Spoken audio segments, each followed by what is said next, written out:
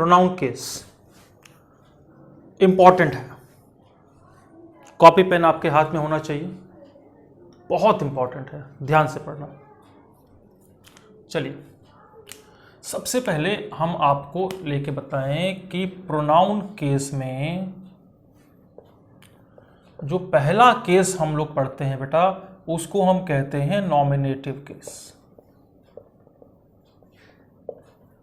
Nominative case का मतलब होता है कर्ता कारक, इसी को ही सब्जेक्टिव केस भी कहा जाता है। अब ये नॉमिनेटिव केस या कर्ता कारक के अंदर जो प्रोनाउन होते हैं वो कौन कौन से होते हैं? वो होते हैं आपके I, we, you, he, she, it और दे, ये आपके नॉमिनेटिव केस हैं। अब अगर हम इसको समझना चाहें कि ये नॉमिनेटिव यानी कर्ता कारक यूज कहाँ कहाँ होता है, तो आपको सबसे पहले स्ट्रक्चर समझना पड़ेगा। तो सेंटेंस का स्ट्रक्चर होता है SVO, अर्थात सब्जेक्ट, वर्ब एंड ऑब्जेक्ट। अगर आप SVO स्ट्रक्चर के साथ जाते हैं तो वर्ब के साथ दो चीजें होती हैं, एक होता है हेल्पिंग वर्ब और दूसरा होता है मेन वर्ब। सर जी ऐसी पोजीशन अगर आ जाए कि हेल्पिंग वर्ब तो आए लेकिन मेन वर्ब ना आए, तो इस पोजीशन में हेल्पिंग वर्ब को डमी केस मानते हैं। इसकी चर्चा हम लोग टाइम एंड टेंस में करेंगे। यहां पर हम ये बताने की कोशिश कर रहे हैं आपको कि अगर आपने हेल्पिंग वर्ब पाया और मेन वर्ब नहीं पाया तो उसका मतलब सब्जेक्टिव केस की ही वैल्यू कैरी होगी, ऑब्जेक्टिव केस नहीं आएगा। और इस पॉइंट ऑफ व्यू से, इस पॉइंट से आपको 4 तरीके का क्वेश्चन हर साल पेपर में देता है, हर साल। मतलब इसको आप थोड़ा सा समझो कि किस तरीके से हम कह रहे हैं कि आपके पेपर में क्वेश्चन आता है, आपको अपने आप दिख जाएगा कि अच्छा ऐसा तो हमने देखा हुआ है। चलिए थोड़ा सा एक एक करके देखते हैं क्वेश्चंस को। ही can drive a car on a busy road as fast as me। देखिए आप यहां पे he can drive a car on a busy road as fast as me। अब जरा ध्यान से आप इस चीज को समझो। he क्या है बेटा? सब्जेक्ट है। कैन ड्राइव ये पूरा वर्ब है जिसमें कि कैन हेल्पिंग वर्ब और drive main verb. A car ये ऑब्जेक्ट हो गया, यानी आपका स्ट्रक्चर SVO यहां पूरा हो गया। ऑन अ बिजी रोड ये आपका यहां तक क्या हो गया? अदर वर्ड हो गया। अब एज की वैल्यू कंजंक्शन होती है और कंजंक्शन के बाद का स्ट्रक्चर SVO बनना चाहिए, मतलब कंजंक्शन के बाद आपको सब्जेक्टिव केस की रिक्वायरमेंट है। और अगर आपको कंजंक्शन के बाद सब्जेक्टिव केस चाहिए तो मी आपका क्या है? मी आपका ऑब्जेक्टिव केस है, इसलिए मी के बदले क्या यूज करेंगे? आई यूज करेंगे। तो सही केस क्या बनेगा कि he can drive a car on a busy road as fast as I, न कि एज फास्ट एज मी। लेकिन प्रॉब्लम क्या है कि बोलने में, सुनने में ये मी वाला केस ज्यादा अच्छा लगता है। तो ज्यादातर स्टूडेंट तो इमोशन से, भावनाओं से इंग्लिश सॉल्व करते हैं कि अरे यार ये अच्छा लग रहा है तो होगा, ये अच्छा नहीं लग रहा है तो नहीं होगा। ये वाली कहानी हटा दीजिएगा बेटा, फंस जाओगे, भयंकर तरीके से फंस जाओगे। ठीक है, देखो आगे बात करो, अगला एग्जांपल देखते हैं।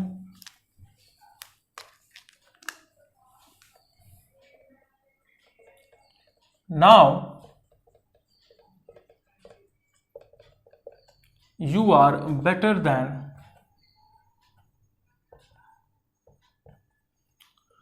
them, but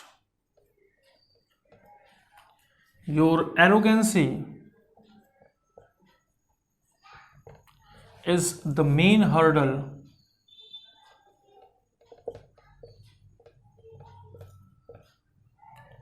for you। Now you are better than them, but your arrogancy is the main hurdle for you। हम ABCD नहीं डालते हैं बीच में कि आप अपने आप को लिमिटेड मत करो, यहां ध्यान से समझेंगे। Now you are better than them, you are यानी यू की पोजीशन बताई है, देन कंपेयर करता है, और देन यहां पर ऑब्जेक्टिव केस है। थोड़ा ध्यान से देखो, ऑब्जेक्टिव केस आएगा कब? जब आपका वर्ब के दोनों मोड क्लियर होंगे, अर्थात हेल्पिंग वर्ब भी क्लियर होगा और मेन वर्ब भी क्लियर होगा। यहां क्या हो रहा है, यहां पे आर आया है लेकिन इसके बाद एडजेक्टिव आया, यानी कि मेन वर्ब नहीं आया। वर्ब नहीं आया तो इसका मतलब ऑब्जेक्ट की रिक्वायरमेंट नहीं है। ऑब्जेक्ट की रिक्वायरमेंट कब तक है? जब तक आपका हेल्पिंग वर्ब और मेन वर्ब दोनों कंप्लीट ना हो जाए, तो ही आप ऑब्जेक्टिव केस बनाएंगे। भाई कर्म की जगह कर्म कारक रखेंगे ना, ऑब्जेक्ट की जगह ऑब्जेक्ट रखेंगे, तो ऑब्जेक्ट आता कब है? सब्जेक्ट के बाद। ठीक है, अब ध्यान से समझिए। Now you are better than them but your arrogance is the main hurdle for you. अब यहां पे जो देम आ रहा है, ये आपका एडजेक्टिव के बाद आ रहा है, न कि वर्ब के बाद। तो जब तक वर्ब नहीं कंप्लीट है तब तक सारा का सारा इलाका आपका क्या होता है बेटा? तब तक सारा का सारा इलाका जो होता है आपका, वो नॉमिनेटिव केस होता है। इसलिए देम के बदले क्या यूज करेंगे? देम के बदले आप दे यूज करेंगे, तो सही केस होगा now you are better than they but your arrogance is the main hurdle. ठीक है, ये थोड़ा दिखता होगा आपको कि यार ये अजीब सा हो जा रहा है, हमको तो पढ़ने में देम अच्छा लग रहा है, लेकिन बेटा जो है वो है, उसको तुम ना चेंज कर सकते हो ना हम चेंज कर सकते हैं। हम लोग केवल उसको समझ सकते हैं, उसके अकॉर्डिंग वर्क कर सकते हैं, चेंज करना हमारे हाथ में नहीं है। ठीक है, अब अगला एग्जांपल देखते हैं। You and me will start a new business soon. You and me will start a new business soon. थोड़ा ध्यान से देखिए, क्या हेल्पिंग वर्ब क्या है? विल। मेन वर्ब क्या है? स्टार्ट। क्या स्टार्ट करेंगे? एक बिजनेस। तो ये बिजनेस कौन स्टार्ट करेगा? केवल यू की केवल मी की? दोनों। तो आपने बोला दोनों, क्योंकि एंड के साथ ज्वाइनिंग हो जाती है। इसका मतलब अगर ये दोनों बिजनेस स्टार्ट करेंगे तो सब्जेक्ट के प्लेस पर दोनों है, और अगर सब्जेक्ट के प्लेस पर दोनों है तो इसका मतलब दोनों की वैल्यू नॉमिनेटिव यानी सब्जेक्टिव होनी चाहिए।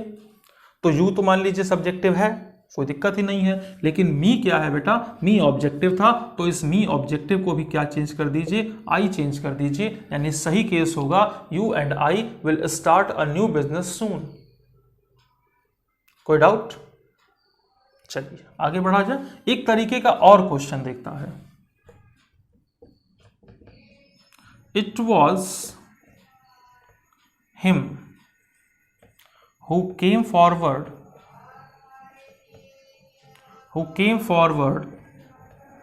To help me. अगर इस क्वेश्चन में आप देखेंगे तो कहानी थोड़ी सी आपको फिर डिफरेंट दिखती है, अलग दिखती है।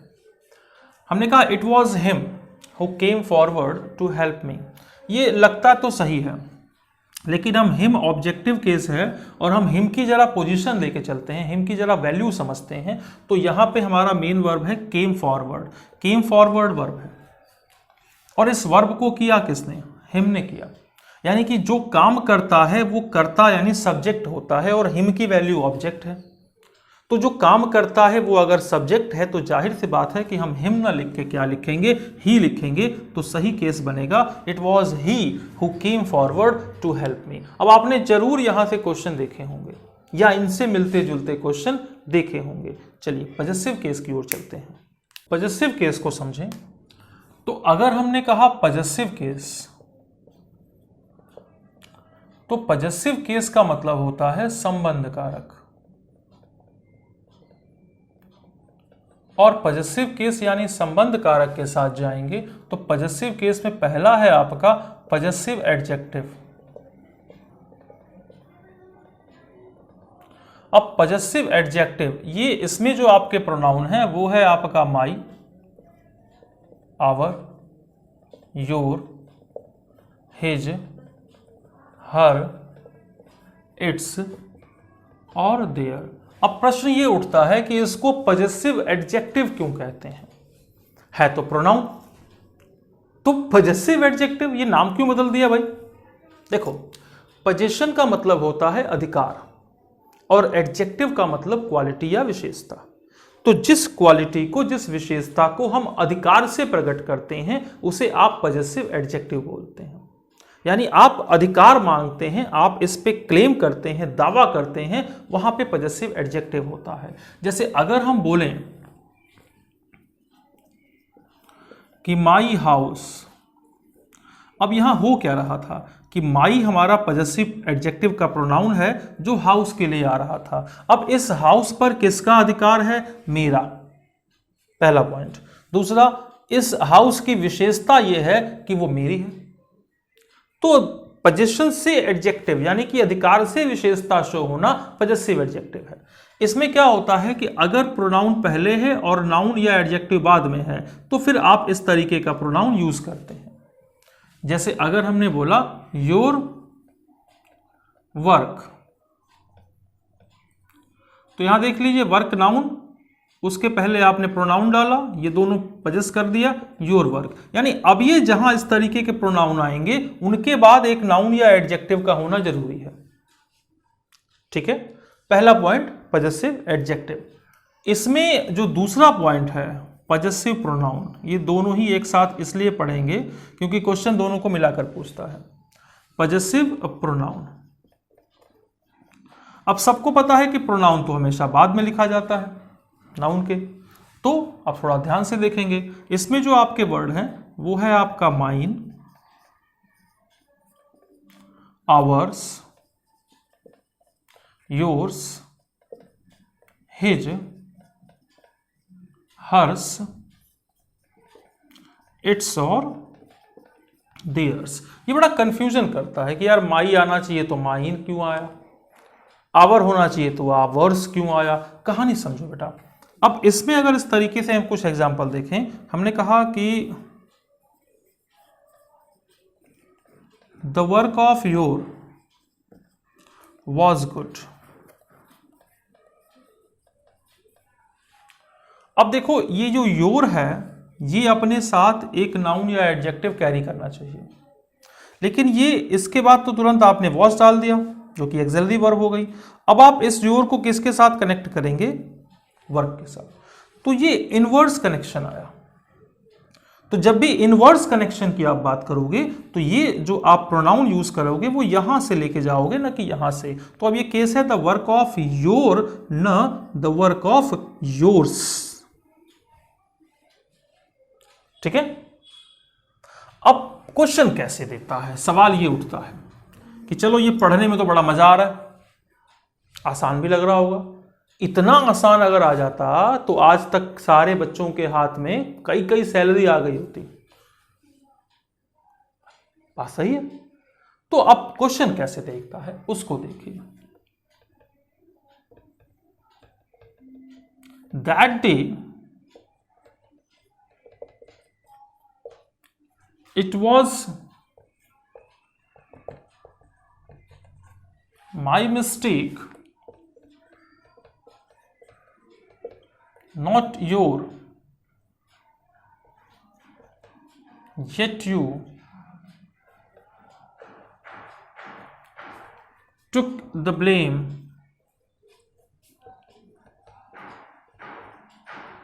on yourself.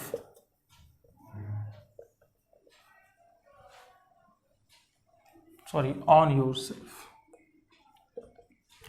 So that day it was my mistake, not your. Yet you took the blame on yourself.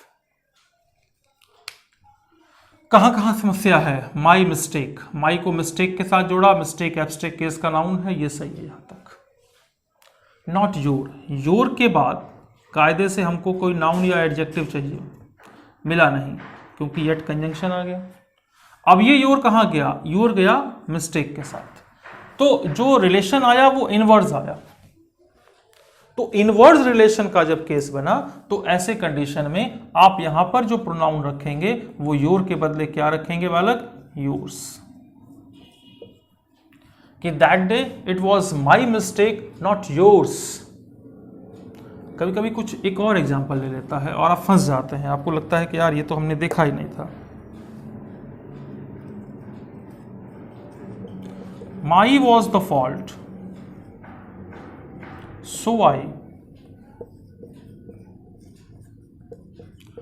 accepted the punishment humbly.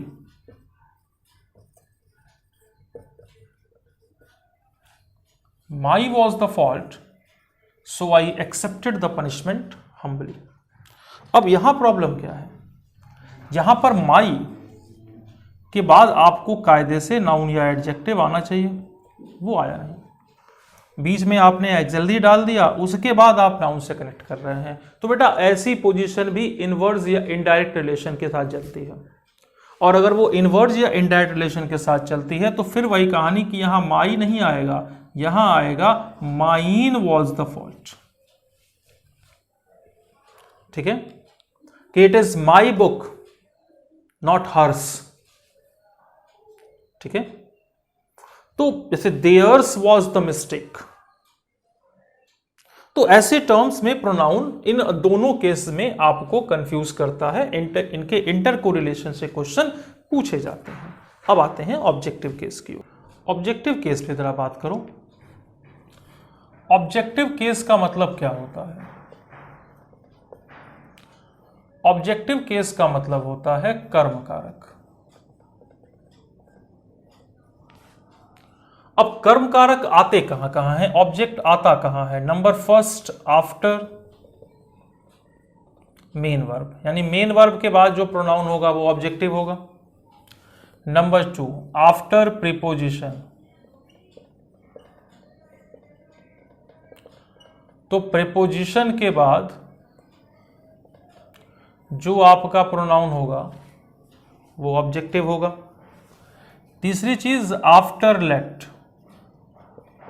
क्योंकि लेट ऑफर देता है जिसमें कि सब्जेक्ट और वर्ब दोनों इंक्लूडेड होते हैं, वो आपका क्या होगा? वो भी आपका ऑब्जेक्टिव होगा। अब अगर हम अच्छा, पहले ऑब्जेक्टिव केस में कौन कौन से प्रोनाउन है भाई?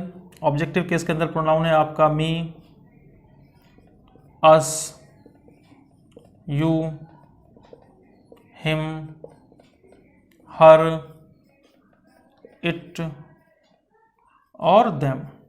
ये आपके ऑब्जेक्टिव केस के प्रोनाउन हैं। जब प्रश्न पूछा जाता है तो इन तीन को आधार बनाकर ऑब्जेक्टिव केस में क्वेश्चन पूछा जाता है। ध्यान से देखिएगा।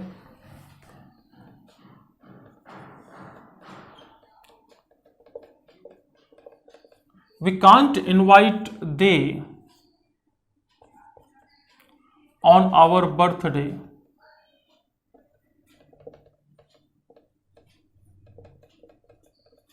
We can't invite they on our birthday. बिल्कुल सिंपल सा क्वेश्चन है, क्योंकि कॉन्सेप्ट क्लियर हो गया तो क्वेश्चन चाहे कितना भी बड़ा आए आपको दिक्कत नहीं आएगी। ठीक है, वी कांट इनवाइट दे। अब यहां समझें, वी की वैल्यू सब्जेक्ट है, can not helping verb, invite main verb, ये दोनों मिला के वर्ब पूरा कर रहे थे। तो भैया ये दे की जो वैल्यू है वो ऑब्जेक्ट होना चाहिए ना, यानी दे प्रोनाउन की वैल्यू ऑब्जेक्टिव होना चाहिए, लेकिन वो दे दिया है तो दे तो नॉमिनेटिव है। तो आप क्या काम करेंगे? दे का ऑब्जेक्टिव लेके जाएंगे, वी कांट इनवाइट देम। ठीक है, जैसे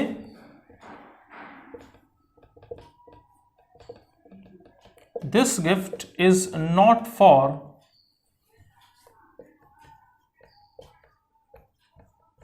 you and I, but it is for Mr. Kumar. अब इस क्वेश्चन में देखें कि this gift is not for you and I but it is for mister Kumar. थोड़ा ध्यान से देखो, ये फॉर आपका प्रीपोजिशन है। अब जो फॉर आपका प्रीपोजिशन है तो फॉर प्रीपोजिशन क्या आएगा? दोनों केस ऑब्जेक्टिव बनेंगे। एंड के साथ दोनों के दोनों मोड ऑब्जेक्टिव होते हैं, यानी यू भी ऑब्जेक्टिव बनेगा और आई भी ऑब्जेक्टिव बनेगा। यू आपका ऑलरेडी नॉमिनेटिव और ऑब्जेक्टिव दोनों इसका इक्वल है, तो उस केस में आई का आपको ऑब्जेक्टिव डालना पड़ेगा, और आई का ऑब्जेक्टिव क्या होगा बेटा? मी। तो सही केस क्या बनेगा? This gift is not for you and me but it is for mister Kumar. ठीक है, जैसे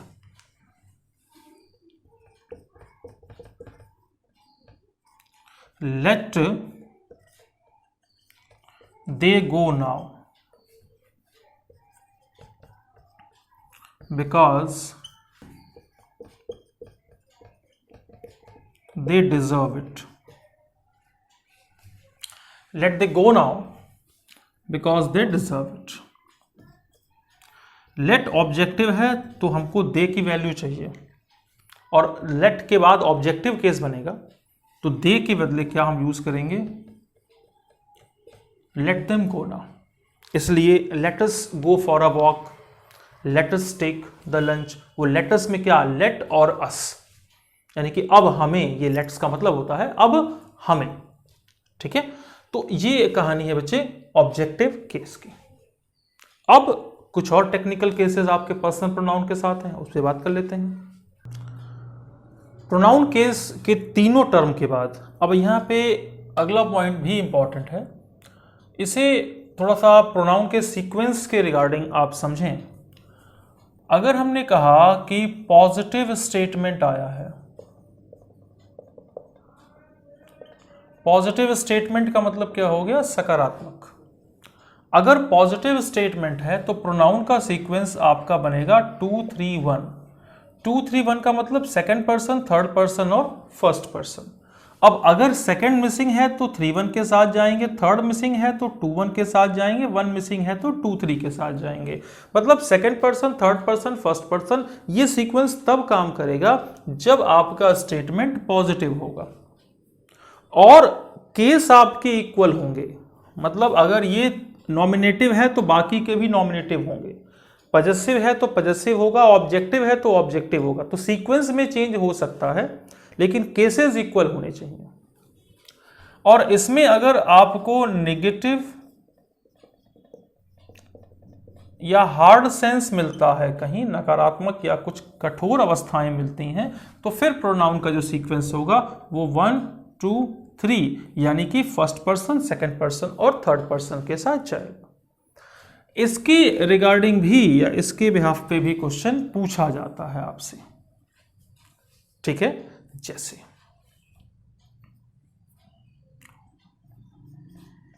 now I and you should start something new with the help of Mr. Modi। Now I and you should start something new with the help of Mr. Modi। सुनने में, पढ़ने में, statement में कोई दिक्कत नहीं आ रही होगी।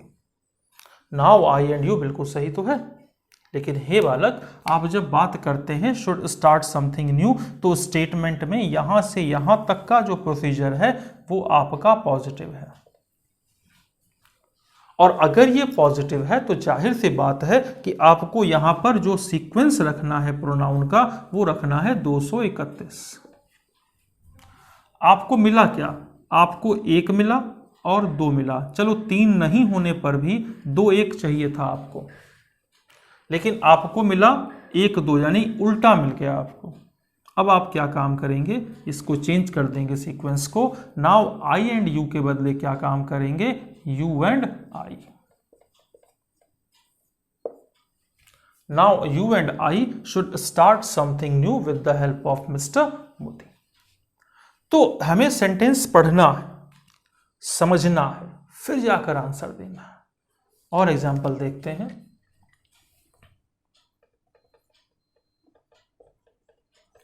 That day mine, your and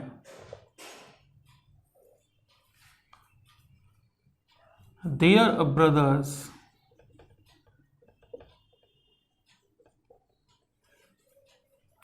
were not at the murder spot.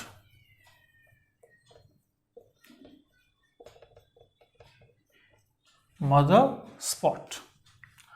अब यहां हम कहेंगे बेटा इसमें क्या गलती है कि that day mine your and their brothers were not at the murder spot. तो अब थोड़ा यहां ध्यान से समझो कि कुछ कहेंगे कि नॉट लगा है तो 123 का केस सही होना चाहिए, लेकिन नॉट लगा है तो यहां नॉट किसके लिए आया कि वहां पे ब्रदर नहीं थे, कहां पे, मर्डर स्पॉट पे नहीं थे। अब अगर किसी नेगेटिव चीज पे नॉट लगाओगे तब तो ये अल्टीमेटली पॉजिटिव हो जाएगा ना भाई। अगर कोई आपसे कहता है कि आप बेवकूफ नहीं हैं तो मैं क्या कहना चाहता है, वो ये कहना चाहता है कि आप होशियार हैं। तो अगर हम ये कहना चाहते हैं कि ये सभी मर्डर स्पॉट पर नहीं थे तो इसका मतलब स्टेटमेंट का जो कंक्लूजन निकल के आया वो पॉजिटिव होगा, और जब पॉजिटिव होगा तो हमको यहां पर फर्स्ट से स्टार्ट ना करके सेकंड से स्टार्ट कराना पड़ेगा, यानी जो सीक्वेंस हम फॉलो कराएंगे वो 2 3 1 का फॉलो कराएंगे। कहां कहां गड़बड़ थे इसके अंदर? अगर सेकंड पर्सन का आप उठाएंगे तो ब्रदर्स आपका यहां नाउन है, तो नाउन है तो इसके कनेक्ट करेंगे जब नाउन से तो ये पूरा का पूरा आपका पजेसिव केस में एडजेक्टिव बनेगा। तो 2 3 1 के साथ अगर आप उठाएंगे तो सबसे पहले 2 के लिए आप उठाइए योर, फिर 3 के लिए उठाइए देयर, और माइन मत कीजिए क्योंकि माइन करके इनवर्ड रिलेशन होता है, आपको इससे सीधा रिलेशन बनाना पड़ा है, इसलिए क्या काम करेंगे, योर देयर एंड माई, ये सही प्रोनाउन है।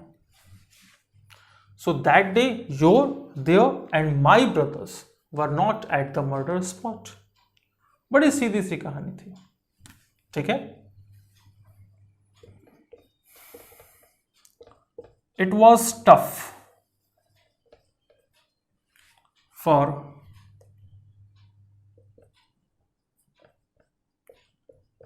दे and us,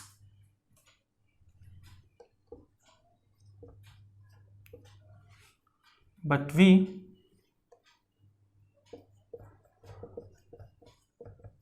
decided to do that। इस क्वेश्चन में देखें, अब ये ऊपर वाला लॉजिक कुछ यहां भी लगा देंगे कि टफ था लेकिन हम तो डिसाइड किए ना। बेटा ये कंजंक्शन आ गया, वो वहां नहीं आया था। कंजंक्शन आते ही ना सेंटेंस यहां से अलग हो गया, यानी अब इस वाले पार्ट का इस वाले पार्ट से कहीं कोई इक्वल या पैरेललिज्म का कोरिलेशन नहीं है। तो ऐसी कंडीशन में आप चलेंगे कि इट वाज टफ फॉर, तो अब ये टफ है तो ये नेगेटिव है,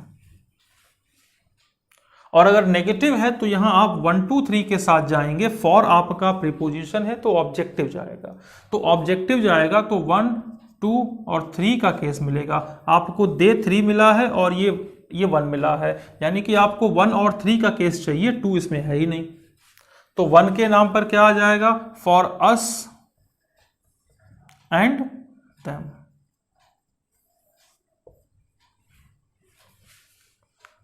ठीक है, बड़ा सीधी सी बात है कि इनसे प्रश्न बनता है ये टेक्निकल, लेकिन अब क्या करोगे बच्चे, competition is not a piece of cake कि उसको आप उठा के खा लोगे आराम से हो जाएगा, नहीं।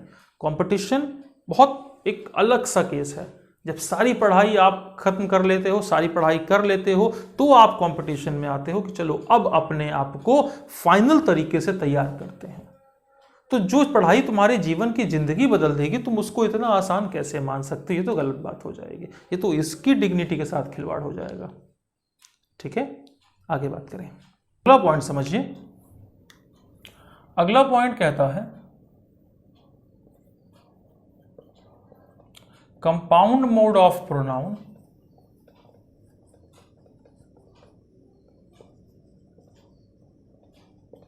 बिहेव्स एज पर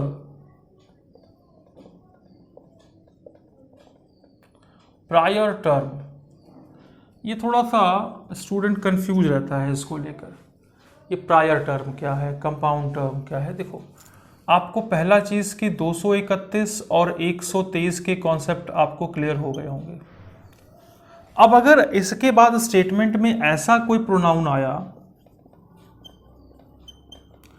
जो इन तीनों पे आ रहा है या इन तीनों के लिए है, तो उसमें वही कहानी है कि 1 2 3 में फर्स्ट चूंकि लीडर है, तो अब इसका कंपाउंड जो केस है वो फर्स्ट पर्सन के अकॉर्डिंग यानी वी के साथ जाएगा।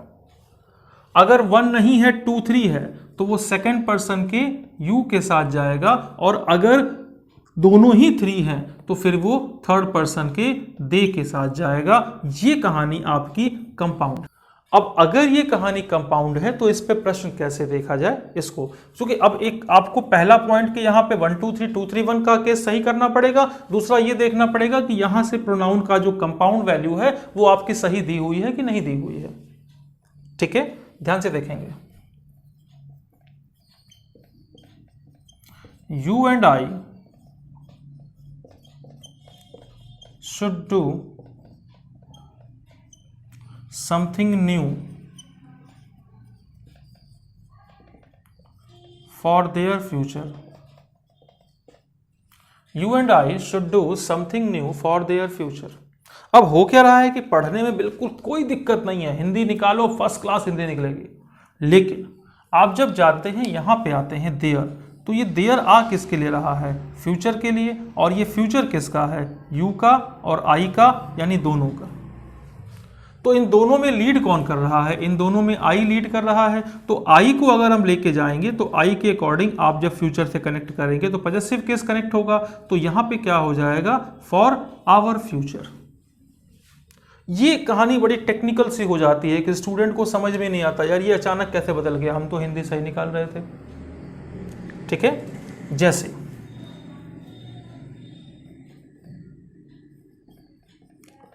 ही and you are now here for their progress report.